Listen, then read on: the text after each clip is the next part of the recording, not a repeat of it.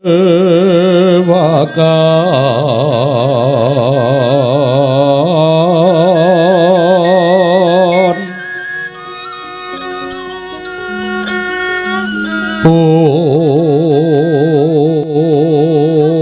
busana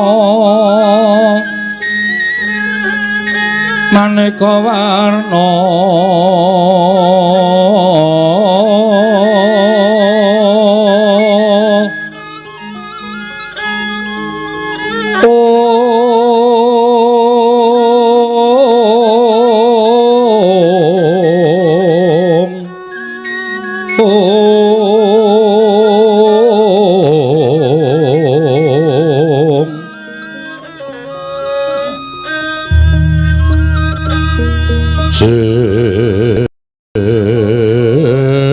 Pak Puspiteng Udyana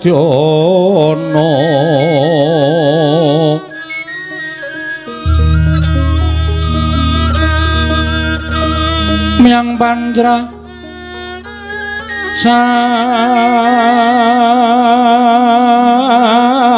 Rukma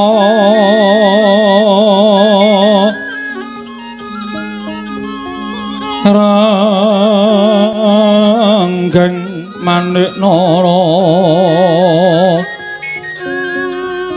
Narawata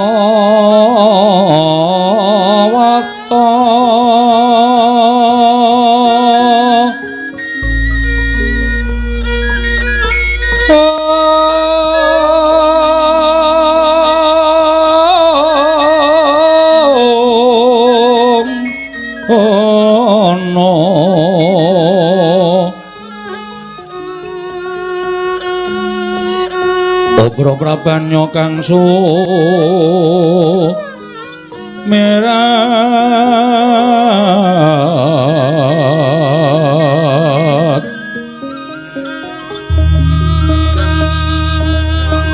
kenyaring teja leliwaran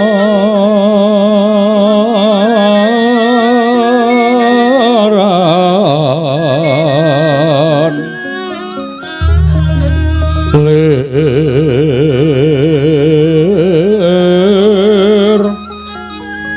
ki lat sisiring tatit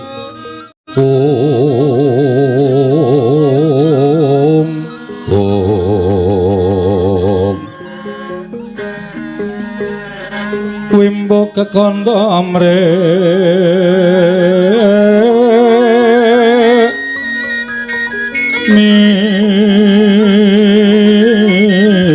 ingin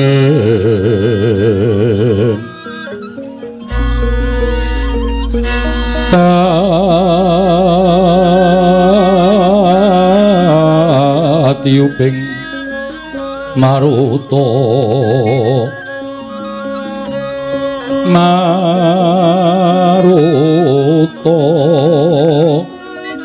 mando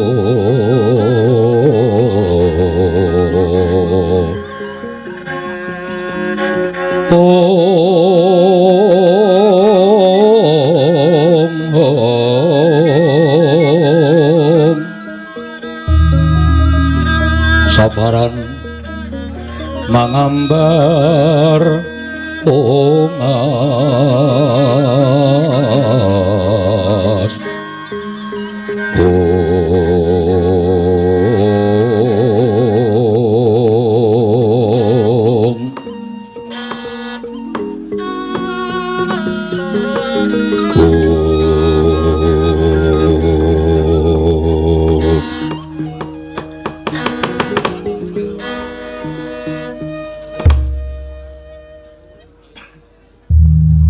niwangsuk mono madine lho iki ana sasmintaning sun jagat wasisaning Ubatara. Nun mangke Koko Prabu dereng sawetawis dangu rawujeng ngandika Kanjeng Koko Prabu jimat sesemban kula. Koko Prabu ing Mandura pengayoman kula. Kepareng ingkang rai ngaturaken masegan panakrami kunjuk sandhapada paduka Kanjeng Koko Prabu jimat semban kula Koko Prabu pengayoman kula ing Mandura. Koko Prabu Baladewa Jagat wasisaning Bathara wayah Bathara jagat Pathik Indra Jala Dewaku. Yo, Yai Prabu. Akarya bombong raosing penggalihing pun Kakang bareng pun Kakang nampa timbalaning kadangku Yai Prabu Indrawati. Asung pasegane Yai Prabu wis tak tampa. Akarya suka marwata suta penggalihing pun Kakang ora liwat. Budyastawaning pun Kakang Tampanana Yai Prabu Kresna. Kula pun dinggo jimat paripih dayanana ing kasantosan. Mugi amawakana kabagyaning gesang kula Kaka Prabu mboten langkung kasekecakno anggenjengan dika lenggah Kaka Prabu Baladewa Yai Prabu Kresna. Kaya wis ora kurang prayoga praptanipun Kakang ning Projing Ndrawati dina samengko iki Yai Prabu Indwaraka. Nunamit pasang kalimantapit Kaka Prabu. Ingkang rayi garep urujipun Setyaki kula ngaturaken sembah pangabekti kula kunjuk. Kadangipun Kakang Dimas Haryo Setyaki ndak tampa. Sira ngabekti karo pun Kakang ora liwat pangestunipun Kakang Tampanana Setyaki. Kula pundhingga jimat paripih dayanana ing kasantosan. Mugi boten langkung kasekecakno anggenjengan dika lenggah Dimas Haryo Setyaki wis ora kurang prayoga praptanipun Kakang ana ing Datraya Projing Ndrawati dina samengko iki. Nuwun sewu Diwaji. Nadyan ing abdipun Pati Udawa kula ngaturaken sembah pangabekti kula kunjuk Diwaji sembahan kula. Kakang Pati Udawa, nggih kasinggihan mekaten. Kakang Udawa, wonten timbalan sinuwun. Yen kabeh piranganing para nayaka para punggawa munggahing para kadang sentana ing Ndrawati ngaturke sembah kelawan panjenengan ingsun tak tampa kanthi lega-legawaning penggalih ingsun. Nanging aja lara atimu yen to Kakang Pati Udawa ngaturke sembah kelawan Baladewa paripaksa sembahmu ora ndak tampa. Waduh Diwaji. Lajeng kalepatan kula menapa? Menapa kula nandhang lepat? Upami kula kadak lepat dosa menapa badhe kula sandhang kula mboten badhe suwala. Kenging menapa paduka mboten anampi dhateng sembahipun abdipun Udawa, Diwaji sembahan kula ing Mandura. Kakang Udawa, wonten timbalan. Nadyan Baladewa saiki wis Nyakrawati mbau dendha minangka dadi nalindra makuthaning bangsa ing Mandura. Nanging aku ora bakal lali. Duk nalika aku isih muda tumaruna urip bareng kelawan wong atuwamu ya wong atuwaku bawa sakupa ana Widara Kandhang. Mongko yen ditonton babakan yuswa, diitung babakan umur, luwih sepuh Kakang Udawa tinimbang Baladewa. Mula ora ana jamak lumrahing ngatasé taruna nampa sembahing kadang werda. Dosa apa ingkang bakal tak sandhang? Mekaten sinuwun. Mula aja nganti kleru tampa yen to Kakang Pati Udawa ndak po lamun duwe keluputan tumraping Baladewa babar pisan ora malah kosok baline kanggo nomboki kelawan kabecikanmu duk nalika kowe nggula wentah kelawan Baladewa sembahe Baladewa Tampanana Kakang Udawa. Waduh sinuwun ngaturaken panuwun ingkang tanpa pepindhan dene paduka tasih emut dhateng lelampahan ingkang sampun kelambah Kakang Pati Udawa. Iya mboten langkung kasekecakno anggenjengan dika lenggah Diwaji sembahan kula. Kakang Udawa kaya wis ora kurang prayoga praptaning Baladewa ning Datraya Projing Ndrawati. Nuwun sewu Kaka Prabu. Ndadosaken gagap gugup guragapan raosing manahipun ingkang raying Ndrawati. Sasamunipun paduka tedhak wonten ing Projing Ndwaraka mongko tanpa cecala ingkang saderengipun alit utusan gandhek sak kembaran atur nawala agengipun paduka utusan Ayaka ing Mandura maringi priksa bilih rika lenggan menika paduka badhe kepareng rawuh wonten Projing Ndrawati. Saestu ingkang rayi nedya ngrakit rata kencana kinarya methuk paduka Kanjeng Kaka Prabu saha nyawisaken hermawar kinarya mijiki ampian paduka Kanjeng Kaka Prabu jimat sembahan kula Kaka Prabu pengayoman kula ing Mandura. Kresna, iki kula wonten timbalan ing adawu. Nadyan nembe kawiyosing pangandikan wae persasat wis kaya tumplak punjen sinundul puyuh. Kaya kejugrukan wukir sari kelepaning samudra madu penggalihing pun Kakang. Nanging tata upacara kaprajaning kemengkono mau sayektine ora trep lamun sira pisungsungake kelawan pun Kakang ing Mandura. Ngelingi nadyan siadi wis mukti ngawibawa Nyakrawati mbau dendha ning Projing Ndrawati pun Kakang wis minangka dadi nalindra ing Mandura. Nanging rasa pangrasaning pun Kakang tanceping pun Kakang lawan siadi iki ora beda kaya nalika urip ana ing Widara Kandhang. Aja bedak-bedake. Dumesira Yayi wis dadi nalindra pun Kakang wis dadi nalindra. Nanging rasa iki aja mbok kiwakake Kresna. Inggih, matur sembah nuwun tanpa pepindhan. Mula tata cara upacara kaprajan iki mengkono mau ora sak trepe lamun sira pisungsungake kelawan pun Kakang Mandura. Sabab pangrasaning pun Kakang pendak-pendak pun Kakang Prapta ning Projeng Ndrawati iki tanpa beda pun Kakang bali marang Projeng Mandura. Semono uga mangsa kala besok yen ana wektu lan titiwanci ingkang mirunggan kula warga Ndrawati bakal tedhak tetinjo marang Projeng Mandura. Ilangna jiga kelawan pekewu Durgama Sangga Runggi. Mandura rengkuwen kaya dene Ndrawati. Yai Prabu Kresna matur sanget genging panuwun ingkang tanpa pepindhan Koko Prabu. Ing mekaten tumuli kula cemadhong dawuh menggah menapa ta wigatosipun dene Paduka kepareng tedhak wonten ing Projeng Ndrawati. Menawi kepareng kawedharing kathah tumunten kababarna nanging menawi wadi tumraping para sentana kadang tuwin para punggawa.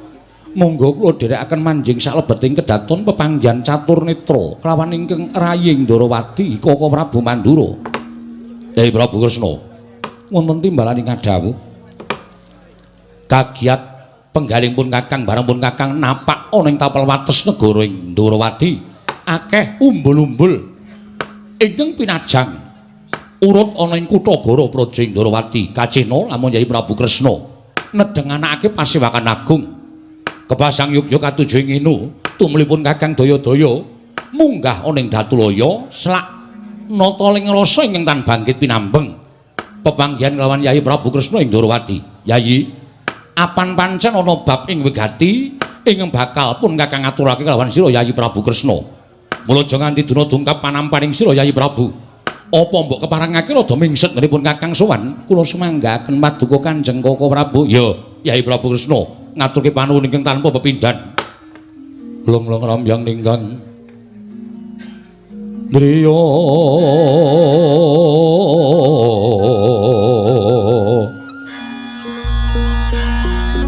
Rewang Candra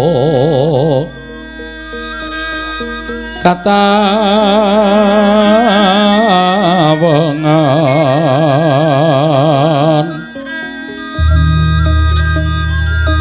Sumo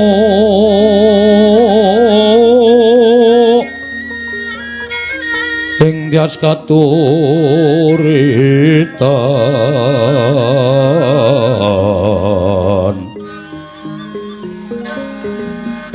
lemut kabyataning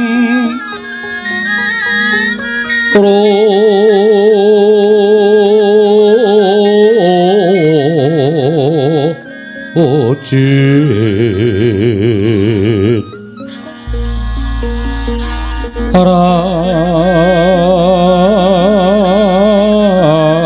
ram remengdri ya ma nawung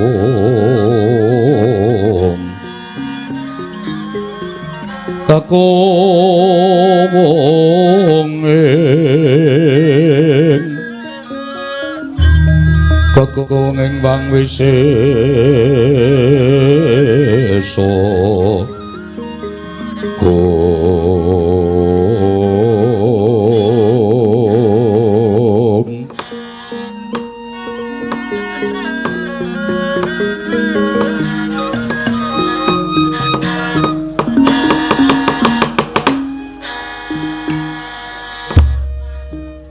kula namung cemadhong dawuh timbalan Paduka Kanjeng Koko Prabu mugi pareng ambabarana dhateng ingkang raying Ndrawati. Yai Prabu Kresna iki wonten timbalan ing dawuh satempunipun Kakang Prapta ning Projeng Ndrawati iki ora kok saka negara Mandura.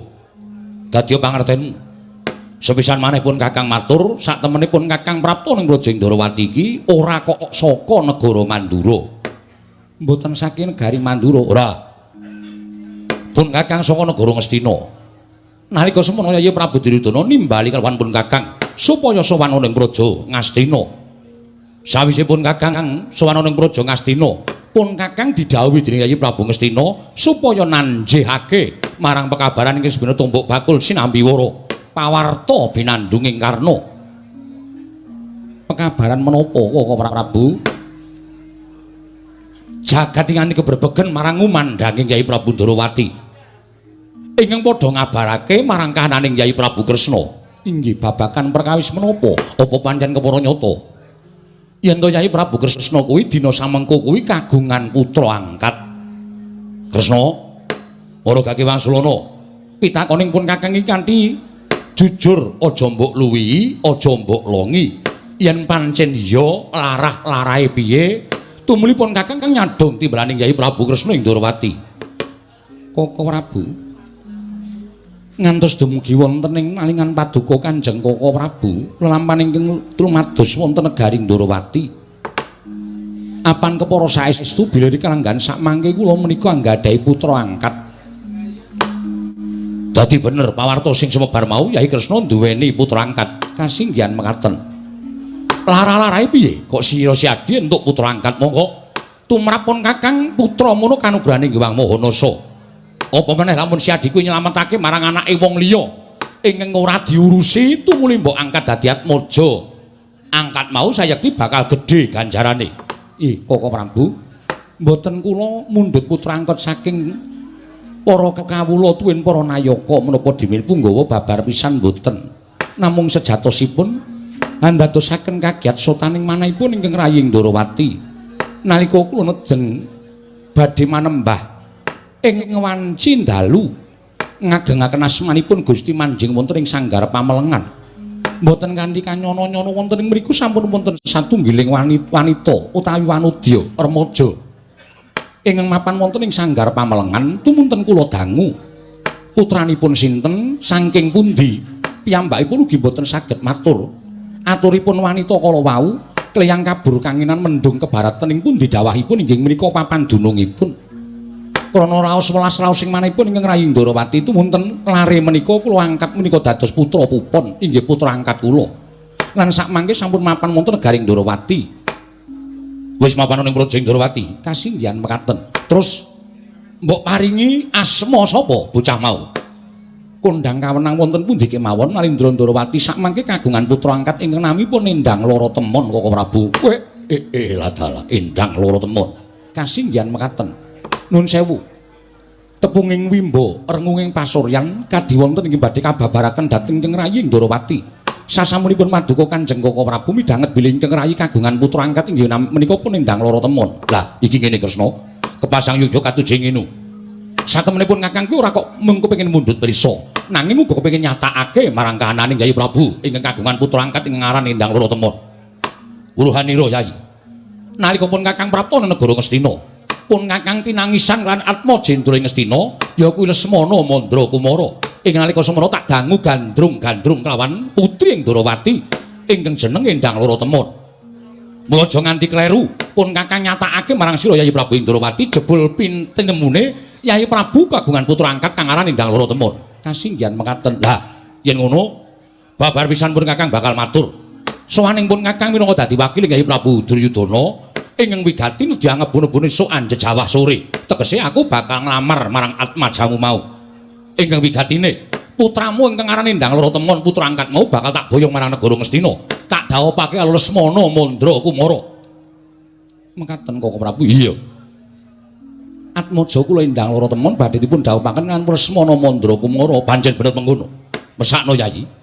Najan Lesmana kuwi anak ratu nanging kedunungan sial sebel. Uripe ora kedunungan bejo babar blas. Wis wola-wali Lesmana kuwi nggayuh sawijining putri. Ora ngomongake putra satriya, putri Brahmana, putri Nalindra, nanging tansah gagar wigar tenantuk karya.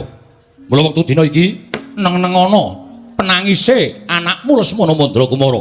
Dina samengko pun Kakang minangka dadi wakil Yai Prabu Duryudana bakal mboyong atmajamu Endang Loro Temon ingkang wigati bakal tak boyong marang negara ing Ngastina. Tak dhawuhake ran putra ing Ngastina ya kuwi Lesmana Mandra Kumara. Nun sewu, Koko Prabu. Menawi babakan menika kula namung jumurung ndederek, namung tumrap ingkang rayi Ndorowati, tiyang nambut silaning akrami menika, tumrap kula mboten kok tiyang sepuhipun ingkang jodohaken dhateng lare menika. Nanging lare menika ingkang gadhahi jodho piyambak kanthi tetali raos tresna. Sabab menapa Koko Prabu? Tiyang bangun Bale Wisma, tiyang bangun bebrayan menika menawi kula nuwun sewu, mboten wonten talinipun tartamtu mangke wonten bebasan ana temanten sepasar bubar. Gusti, tegese piye? Gegaranipun tiyang nambut saning ngakrami menika siji seneng, loro kenceng, kaping telune wilujeng, gak pareng kaping papate wilujeng menika gegaranipun tiyang ingkang nambut saning ngakrami. Sik. Lek mung urut kowe mau rada kleru kuwi mau. Setunggal seneng, ya. Angka loro kenceng. Angka telu kepareng, angka papat wilujeng. Tegese piye kuwi? Seneng. Menika temanten kedah sami-sami tresnanipun sabab keplok menika mboten badhe mungel menawi namung asta setunggal. Tegesipun keplok kedah asta kalih. Temanten kakung lan temanten putri kedah sami-sami tresnanipun sabab menapa Koko Prabu? Tiyang bangun bali wisma menika mangke menawi sampun dipun seksekaken wontening ulah agama saha tata hukum ing kaprajan tumuli sinebut garwa. Garwa menika kula nuwun sewu. Rong pribadi ingkang wis dadi sak badan. Loro-lorone duwe ancas sing urip lan gegayuhan ingkang padha. Mula yen abot padha dipikul, yen enteng padha dicangking. Menika sinebut garwa. Oh. Garwa kuwi rong pribadi ingkang wis dadi sak badan. Inggih mekaten. Loro-lorone duwe ancas sing urip lan duwe niat urip bebarengan. Mula abot padha dipikul, enteng padha dicangking. Kasinggihan mekaten. Wola Praguta kae jare iki garwa sing siji sigar sing siji dawa. Jebul ora kuwi sanes menika kok Prabu. Sabanjure angka loro, angka kalih menika kenceng. Lah, sing kenceng apane? Ingkang kenceng tekadipun.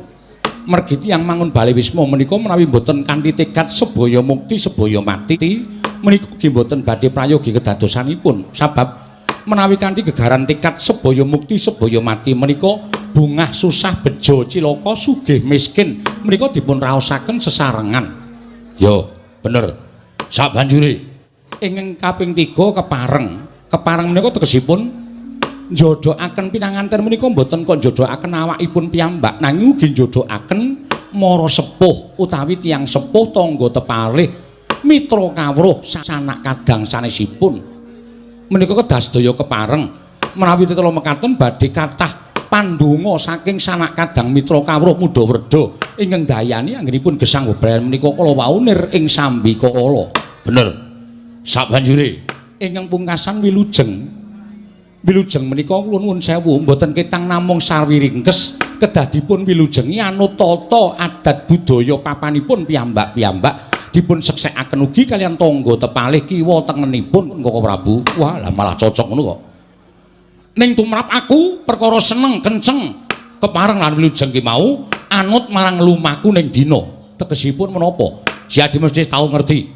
Wong sing ora seneng mongko kebacut dadi manten. Kuwi suwe-suwe ya seneng. Merga ana salokaning para sepuh ingkang nyebutake wong ki nek srawung saya suwe saya bakal ketukulan rasa tresna.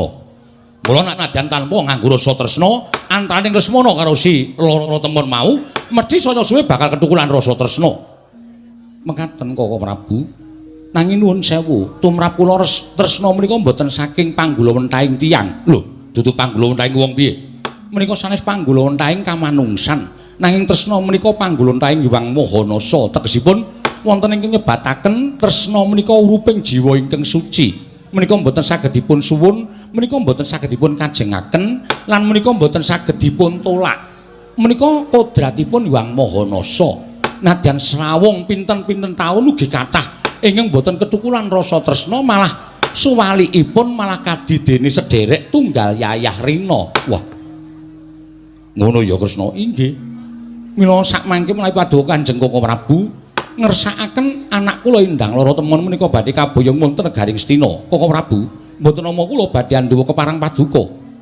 Nanging kula nuwun sewu, paringana wekdal ing raying Ndarawati supados nanteng dhateng anak kula. Menawi anak kula kersa lados dhateng pun Lesmana Mandrakumara kula semanggaken. Nanging menawi mboten kula nuwun sewu, mboten ana teges kula andhawa keparang paduka Kanjeng Koko Prabu ing Mandura Koko Prabu. Sigra-sigra yen permana kanca sikrong rakinawang sesangka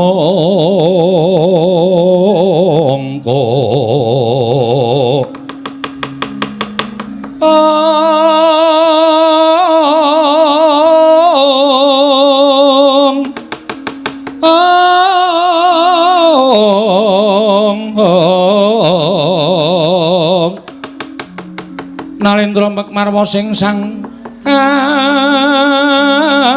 Katri kumulung mangrempak Katri kumulung mangrempak ing wadya Kurdakura Kurdakura reka giri-giri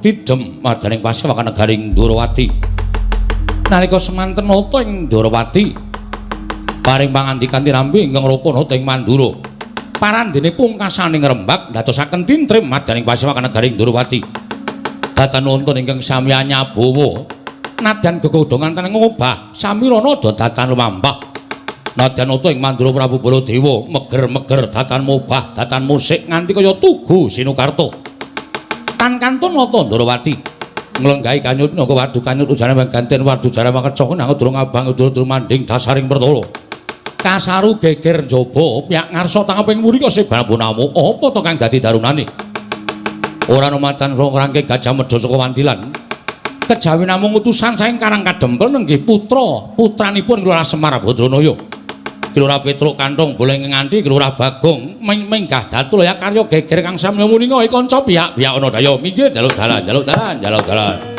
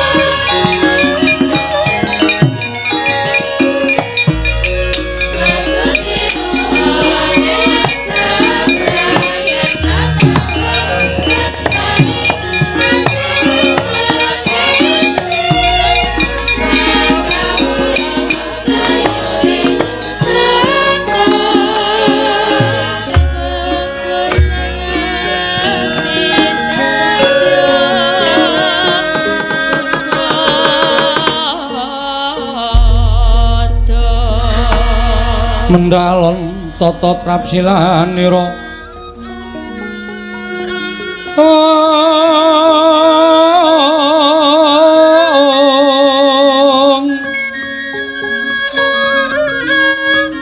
ngajemaken astanira kalih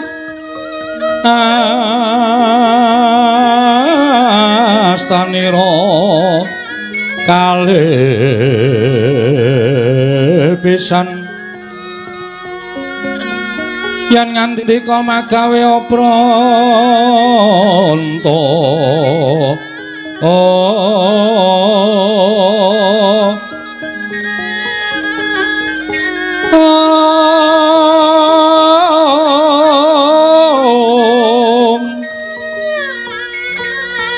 yen ngandika magawe opranta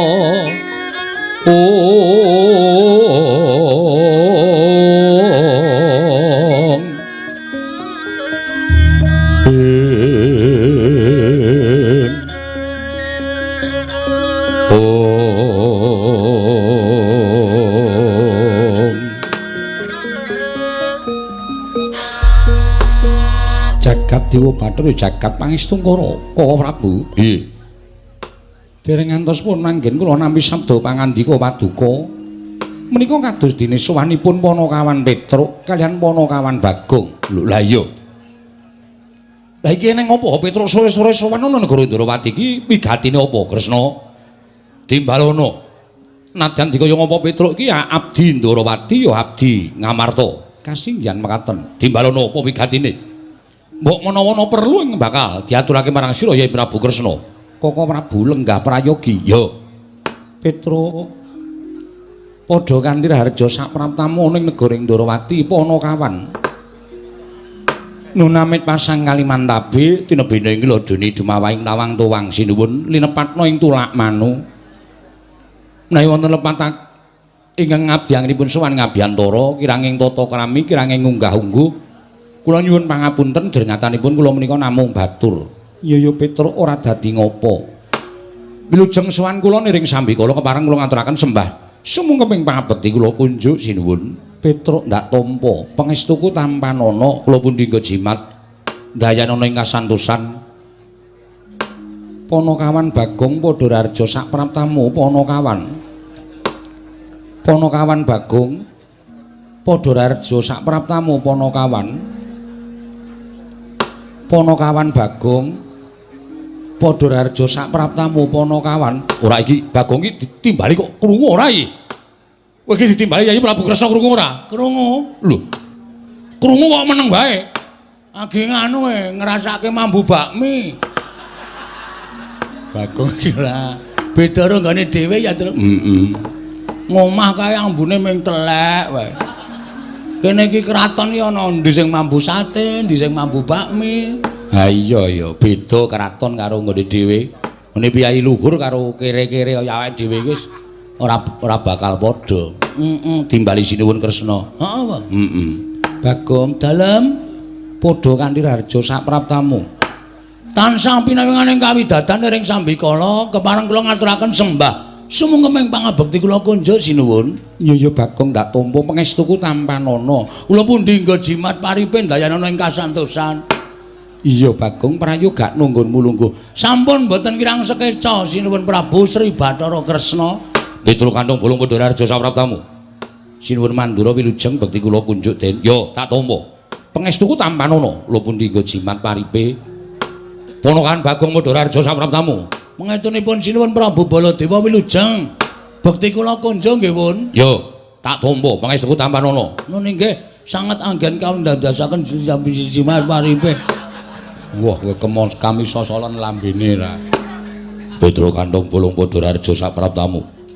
Pangestunipun Ndara Sencaki wilujeng bekti kula nggih Den. Ya Petruk tak tampa prayogakna. Nun inggih Bagong. Nun padha kanthi raja sapraptamu. Pinawinganing kawidadan ing sambikala Ndara Setyaki bekti kula kunjuk Ndara Setyaki.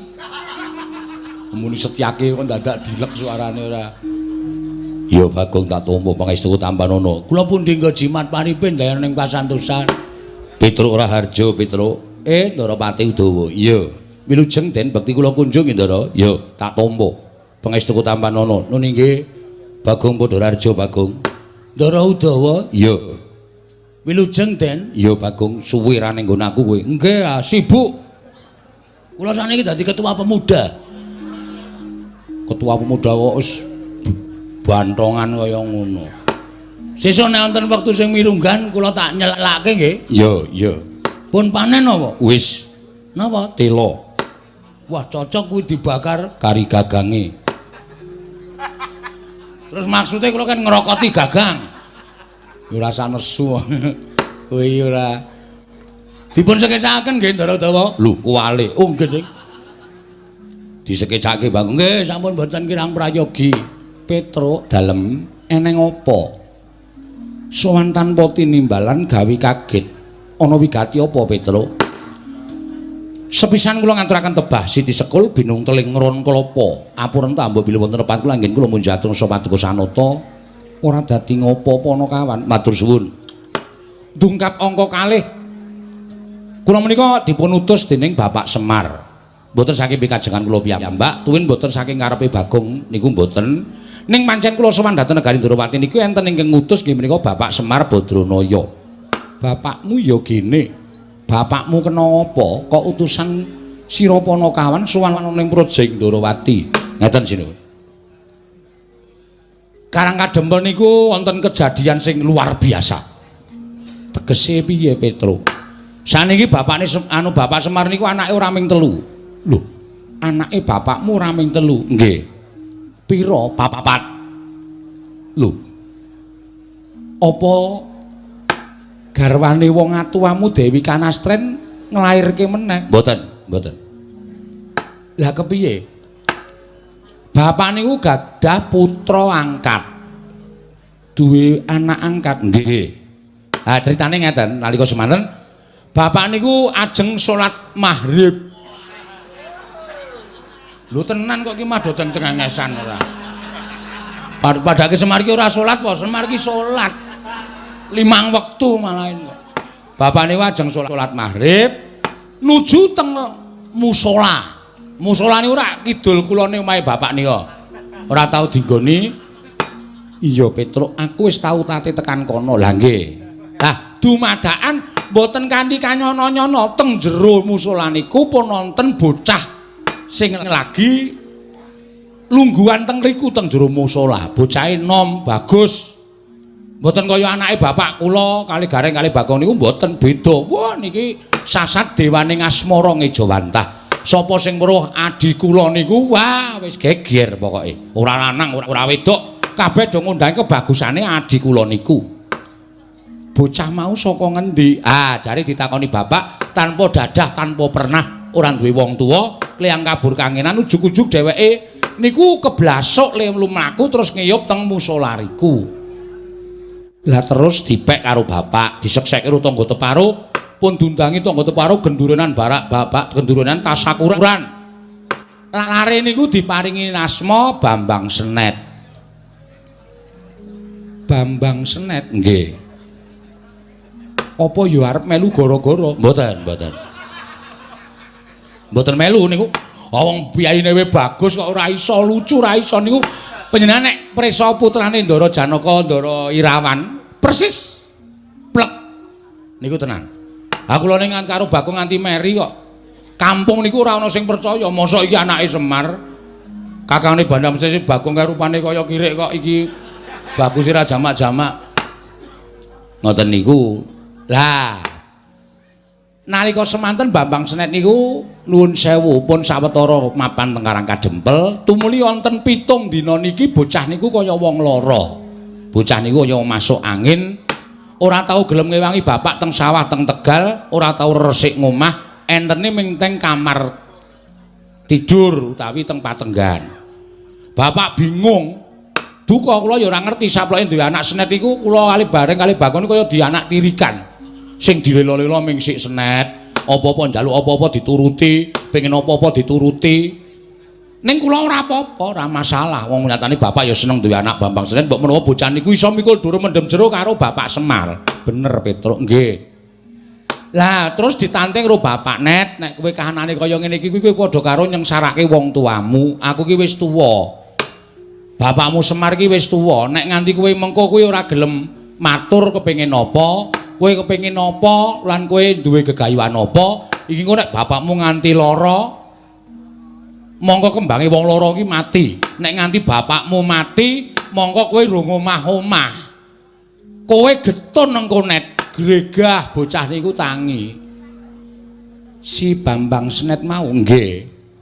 Terus ngendika anu matur ngenten iki, nggih niku, Pak. Lah bapak saya bingung. Nggih niku apa? Bapak niku carane bodho niku asline bodho. Iya. Ning pancen digdaya ning bodho. Iya. Bapak niku pancen digdaya ning goblok. Iya. Ora apa-apa Petruk nggih. Bingung. Niku wau lho ngendikane bapak sing keri dhewe, nek bapak sedo kula dereng omah-omah. Mula niku kula pikir, Pak. Kula pengen omah-omah. Wah, bapak senenge ra jamak-jamak. Nek ngono kowe wis gandeng karo wong wedok. Nek ngono kowe wis tepung karo wong wedok. Senet muni dereng. Lho, lah piye? Kula niku namung ngimpi, Pak. Ngimpi ketemu karo ingkang nami Endang Lara Temon. Putranipun Sinuwun Ndarawati. Wes, bareng ngerti nek putranipun Sinuwun Ndarawati, bapak niku terus ngombe puyer patang emplek. Ha bingung to? Ha momeng kere kok arep gayu anak ratu cobi. Padha karo cecak nguntal cagak cebol gayu wulan muta ngitung lintang nang kelakone cepak wurunge. Ing atase ping anak Semar kok arep gayu putri Ndarawati, tur kula ya kaget. Mula kula terus matur karo bapak, "Sik, Pak, mengko gek cenet ki ming tom-tomen." Merga sak ngertiku Putri Ndarawati kuwi wis winengku garwa kabeh. Ndarasti Sendari wis diwengku Ndara Abimanyu. Putra panjenengan Wrantawati diwengku Raden Petruk Kanthongbolong. Duapure kaya ngono kok Raden Petruk Kanthongbolong ora. Ha sawarane kula niku arep dianggep abdi ning kula niku mantu sampeyan. Nggih mboten? Iya takoni. Lah nggih. Ngoten niku. Lah kula ajeng nyuwun priksa napa Sinuwun Kresna niku kagungan putra ingkang nami Endang Endang Lara Temon. Petro dalem. Aku kuwi ya duwe putra angkat. Lho. Iki kok dadi angkat junjung to iki? Putra angkat? Iya, Petro. Napa leres asmane Endang Lara Temon? Iya. Asmane Endang Lara Temon, jenenge Endang Lara Temon, lek kowe entuk ya ning Sanggar Pamelengan. Weh, engko gek janjian. Kangsen karo Semar. Ora, Petro, ora. Iki pancen kanugrahaning Wang Mahanasa. Mula gandeng kowe mau wis matur yen to anake Semar ya kuwi si Bambang Senet kepengin dhawuh karo Endang Lara Temon. Bungahku tanpa upama. Mila saking menika bloko suta kemawon, boten saged ditutup-tutupi niki cekak gampange kula sowan wonten ing negari Ndarawati menika gandeng sampun cetha Sinuwun Kresna menika kagungan putra ingkang nami Endang Lara Temon. Mila kula ngebon-bon enjangan Jejawasonten. Jejawasonten menika tegesipun grimis. Grimis menika artosipun ngemis. Kula kepareng ngemis ingkang putra Endang Lara Temon badhe kula boyong wonten Karang Kadempel kula jodohaken kaliyan pun Bambang Senet. Nek kepareng matur nuwun sanget tanpa pepindhan niki kula wis tata-tata karo Bagong wis gawa angkutan ta Kang. Heeh. Gawa apa kowe mau? Tosa. Manten putri kok diangkat kaya areng ora. Anane kuwi kok nggawa kok. Duwene kuwi ya kowe. Niku kepareng badhe kula boyong wonten Karang Kadempel. Upami Sinuwun menika nggadahi ruba, upami Sinuwun menika nggadahi pepinginan, utawi Sinuwun menika nggadahi pangandikan, pepanggil saking pinanganten kakung kula aturi paring dawuh. Menawa waton dudu Brana Picis, waton dudu Mas Mutiara Hargya Jamrut Hergeni tuwin boten bondo donya kula saged ngaturaken. Nek perkara sampeyan niku terus duwe pepinginan Petruk, anakku wene ana asok tukon dhuwit sementen 100 yuta. Ampun, modar kula. Pun genah ora duwe. Ning nek liyane niku tak sanggupi. Ya ta, Gong? Jelas. Rasa kuwatir. Njaluk patine gareng apa? Wah, pacule saiki. Ya ora njaluk patine gareng ora. Aja mesake kakangne kok kaya ngono. Sengit aku suwe-suwe. Nyawang gareng ki suwe-suwe awake cilik ndase gedhe. Heeh, ya wis men to. Iya, Pet nggih. Petruk dalem ning aku bingung. Lho. Sebabe ngerti ya. Sadurunge kowe sowan iki mau Koko Prabu Mandura ya rawuh. Nggih, kula ngertos Sinuwun Mandura lenggah. Lah sebabe kok bingung? merga Sinuwun Mandura uga diutus dening Yai Prabu Duryudana. Lho. Diutus kenapa? Nanjeke anak-anakku Endang Lara Temon bakal diboyong didhawuhi karo Lesmana Mandra Kumara Petruk. Endang Lara Temon didhawuhi oleh Lesmana Mandra Kumara. Ndara Lesmana Ngastina? Iya, Petruk. Wo, Gong. Kukut le. Kukut piye? Kalah dhisik Karo Sinuwun Mandura. terus kono arep ngapa ta? Boyong Endang Lara Temon didhawuhi karo Lesmana Mandra Kumara. Sapa? Endang Lara Temon Didhawuhi karo Lesmana Mandra Kumara. sing dikongkon Prabu Baladewa. Prabu Baladewa ngapa rene? Didhawuhi nganu diutus Sinuwun Prabu Duryudana kon boyong Endang Lara Temon. Heeh, wigatine Dawuhi karo Ndara Lesmana. nang Ngastina. Heeh. Kapan kuwi? Gong, awak dhewe iki ora sida mboyong Endang Lara Temon.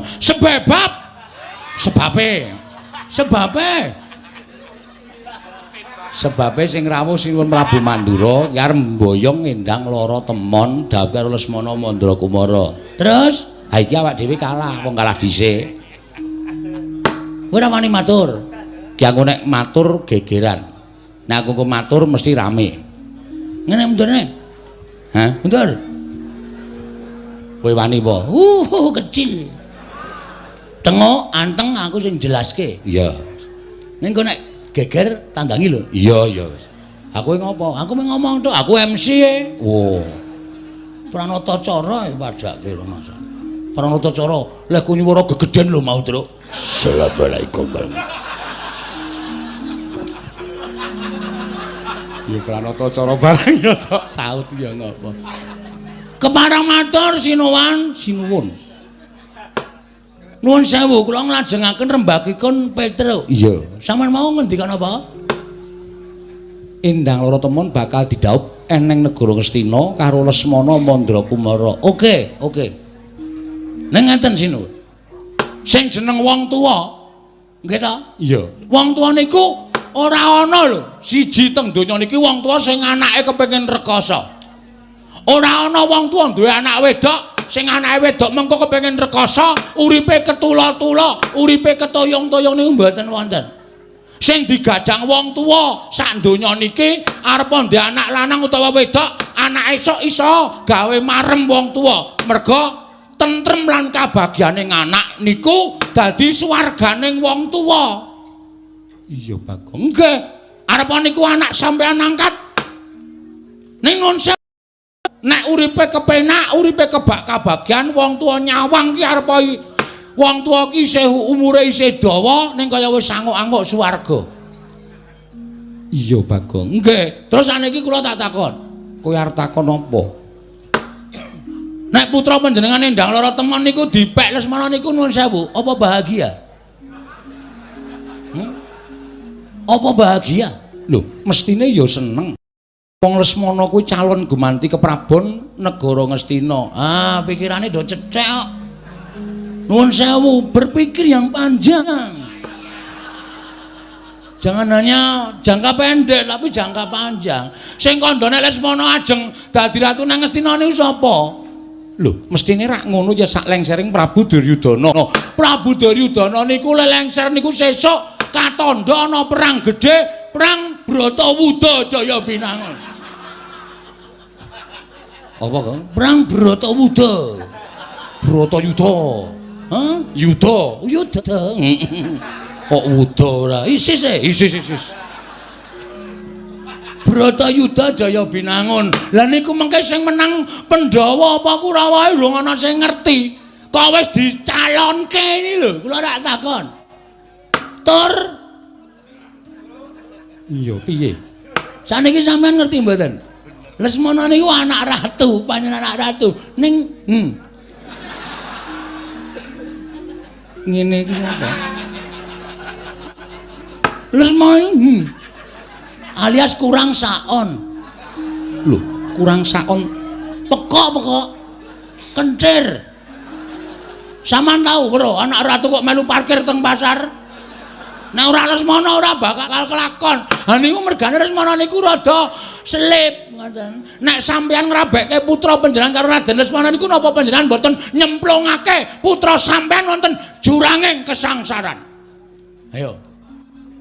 Upama mengko kelakon dhaup karo Ndara Lesmana, bapakne kencir, ibune ayu, anak-anak mesti ya pecuk. Wes, sampean sinuwun Ndarawati kagungan wayah mijil kakung ning pekok. Cobi kula tak nyuwun pesa, napa mboten sampean mboten kewirangan. Ngoten niku lho sinuwun. Mboten kok kula wajeng pripun-pripun, ora kok kepiye-kepiye mboten. Ning nuwun sewu, wong ajeng rabekke anak niku dicincingi bobote mantumu dhisik. Ngoten nek cara kula. Piye le labuh tumrap masyarakat, labuh tumrap kulawarga, srawunge piye? Lho, nek senet niku pendak minggu ora ana kerja bakti wae ngangkati watu dhewe. Niku adi kula merga tresna karo Karang Pradesan, tresna karo desane, rumangsane nek dheke urip iki enten Karang Kadempel, arepa dudu bumi wutah getihe, ning tresna karo Kadempel. Ngoten. Dadi soalé iki dodokane engko sik. Ha ngopo? Angger dak-dak kudu arep omong wae aku. Ya. Niku kula aturi menggalih, ora sak penake dhewe. Ngoten. Arepa Bambang Senek niku mung anake Semar. Ning nek tresna padha tresna, keplok tangan loro. Ngoten.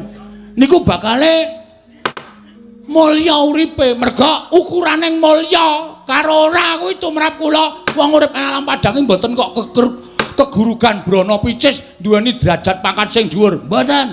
Niku kanikmataning lair tumrap kula. Ning kanikmataning batin niku angel digayuh. Kala mangsa loro-lorone niku marmisah. Iso gayuh kanikmataning lair ning ora iso kedunungan kanikmataning batin. Ning semono uga iso ngrasake kanikmataning batin, kanikmataning lair mesti melu kepenak. Niku lho dipenggalih. Ya, Tru? Gong. Ana Ndara Baladewa kowe ora sadar ya. Kowe muni ngono kuwi ana Ndara Baladewa. Kowe kok ora omong mau-mau ta, Tru? Wis kebaca ta iki. Aku iki tengok nang kene kok ora weruh ngono lho. Omonganmu kuwi marai panas wong.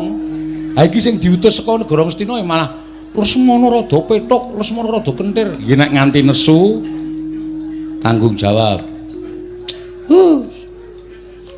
Berapa kali aku iki kepergok Baladewa nyatane ora wani tenanan karo aku. Wis karepmu lak ora usah melu-melu tanggunge, rasa cerewet kowe. Iya. Ngoten, mang penggalih. Ajeng diparingke sinuwun Mandura sing minangka utusaning sinuwun Prabu Duryudana dhawuhe kalih Endang Lara Temon kalih Lesmana nggih monggo terserah niku panjenengan. Kula ora arep ngregon-ngregoni. Nek sampeyan tresna kalih Bapak Semar, sampeyan ngakoni tau labuh dilabuhi karo Semar, berarti sampeyan isin duwe rasa males kabecikane Bapak Semar. Nek sampeyan ora iso maringake ndala trema dhateng Bapak Semar, didhawuh karo Endang Senek anu Bambang Senek.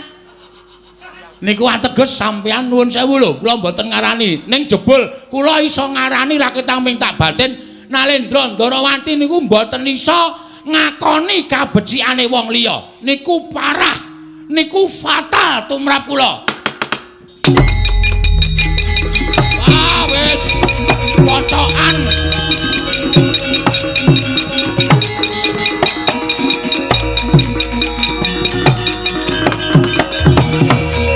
Panus maning jajalan atus kertaning bawana iblis lanat. Wah, menungso ora tatanan. Tak empet-empet kok saya ora kuat rasaning Baladewa. Dicecamah dening wujuding Bagong, mengatasi Bagong wong kere loro saudon telu saurupane kok muman-muman karo Nata Mandura Prabu Baladewa. Kowe ngunekke ento Lesmana ki wong edan, Lesmana ki wong ora genep. Anggepmu apa Bagong? Ngandel ora. Kafokmu kawan kowe. Oke, ora sampe melu kowe. Ya. Tandangane dhewe. Aku labur adikku ya Toipati kok, Tru. Ora usah semelang nek mung dunak-unakke ngene aku wis kulino. Aku ki ana wong nagih utange tak unak-unakke sik. Ngopo kok nagih? Aku sing utang wis santai kok aku. Kok wedi ora? Rumangsane. Bagong.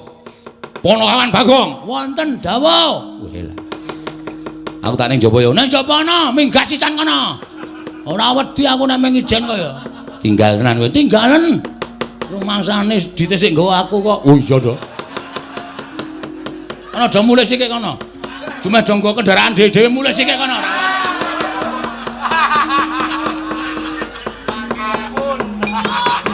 Bagong. Wonten dawuh. Kowe mau ngucap piye? Kowe mau ngucap piye? Lali. Wis mau kok ora tak pikir nek mau. Kowe ngunekke Lesmana apa?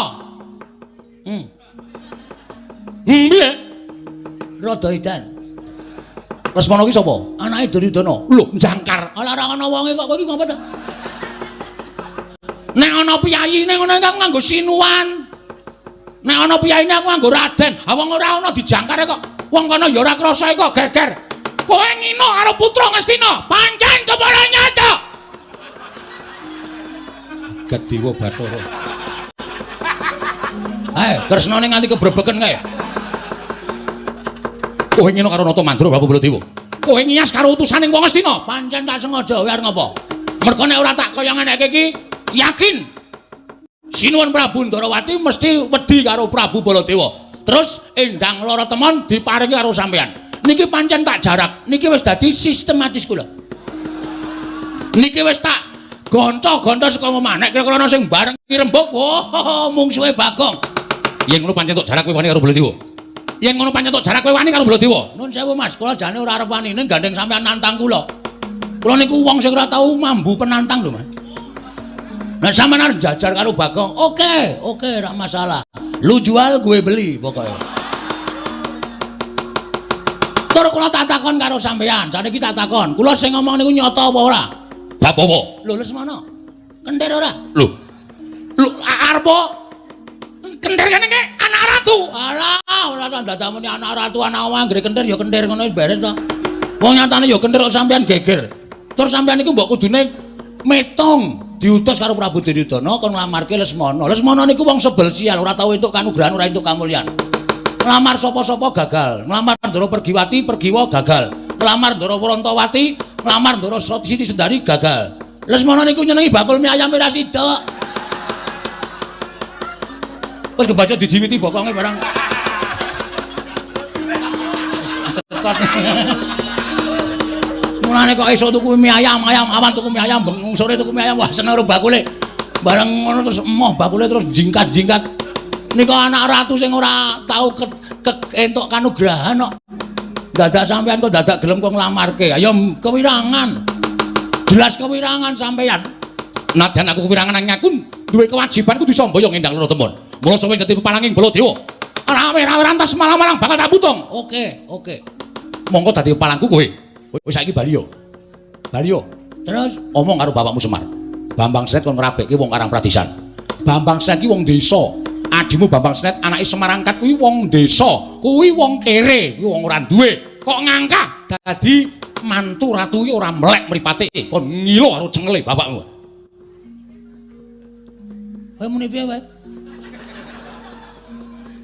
Muni pripun sampean? Bapakmu kan ngilo cengele.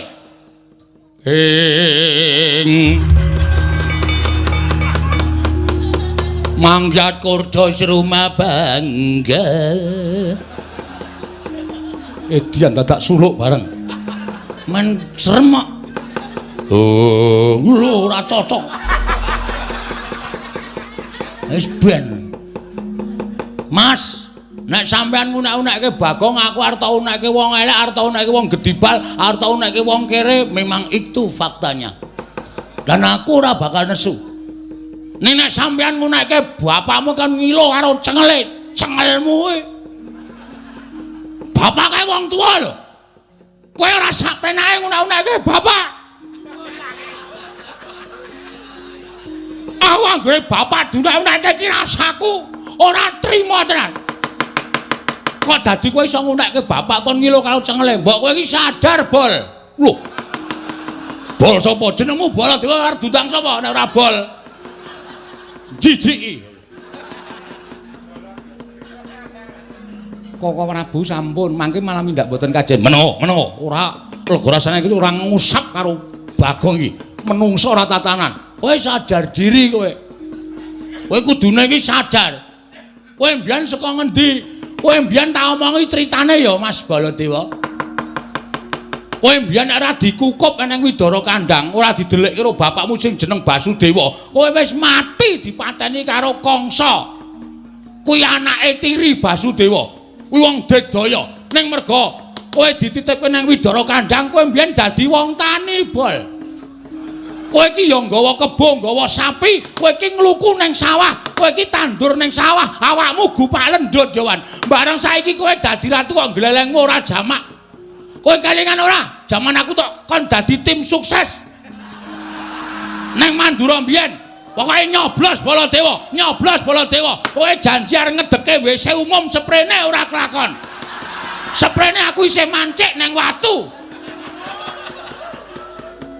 Nganti kena banyu sithik-sithik kae. Mak sring penake ora jamak-jamak. Bagong edan tenan. Hah?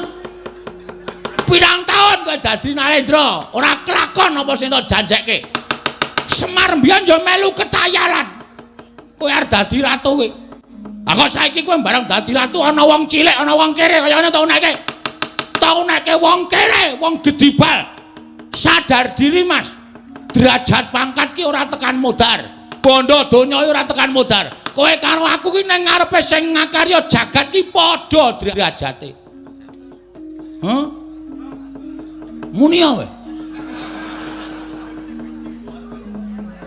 Ayo Gage. Kowe ndang muni arep muni apa? Wes sing ngene, rasaku ki gunung tanpa guna. Aku wegah rembukan karo menungso dapure kaya kowe. Aku ya wegah rembukan menungso dapure kaya aku. Kaya kowe.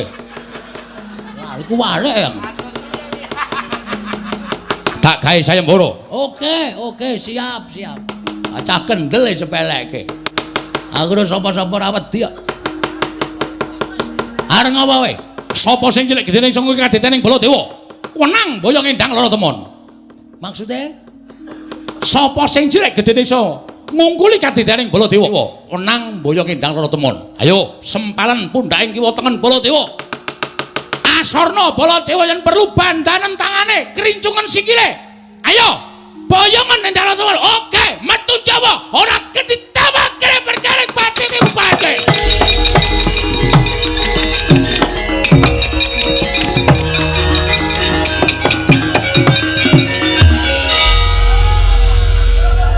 Cah edan rak ora ana to iki. Wong tantang-tantangan bareng le mlayu metu kok iki mbelok meneh. Aku mung gondelan cagake. Ngene iki kae lho. Tanganku anu ngrangkul cagak tek siut langsung balik rene. Lho lah ngopo kok balik meneh? Weh, sampean mengke nek kula wis metu, nek terus ngrasani, lho ora seneng ya dirasani. Lho aku ngrasani apa? Kaya ora ngerti pambeganing Ratu Ndarawati, Ratu Berbudi Bawa Leksana, Lilaing Brana, Iklasing Picis. Tegese piye? Alah, mbok rasane. Ngene lho semelangku ki. Ngene aku wis metu njaba. Terus sampean ngrasani aku ora seneng aku nek dirasani. Lho, lek ngrasani piye? Aduh, Bagong kae urung tak sangoni ngono. Ayo, ada. Alah, ayo. Ora. Kok karo guyu? Moh aku. Nek sangonine. Lho, kuwi jenenge njaluk. Oh, ya dikalang-kalang ora ngekeki. Nyonya. Ada ngono, mengke perang niku ngelak. Iya. Ora ana sing nggo tuku apa to apa. Wah, makasih. Makasih. Iya. Asa omong Petruk lho, ora. Engko ndak njaluk. Ya wong dienggo wong loro rak ya cukup. Ora iso. Ben Petruk mudar mbok men. Petruk perang anti megap-megap ora tak goleke wedang kok. Biyen ora tak tukoke. Kangger wong banyu putih, Gong, banyu putih. Uyuh wae, uyuh. Kowe karo dulure kok kaya ngono to, Men. Nika sapa ini kok limbuk kok matane abinge ora jamak-jamak. Beleken apa pripun? Abdi Ndarawati. Wah, cocok kae. Edan. Wah. Mathuk aku. Mathuk wong edan metu njaba Mbak. Nun niki nges. Nun metu njaba. Ampun ngendika kaya ngoten.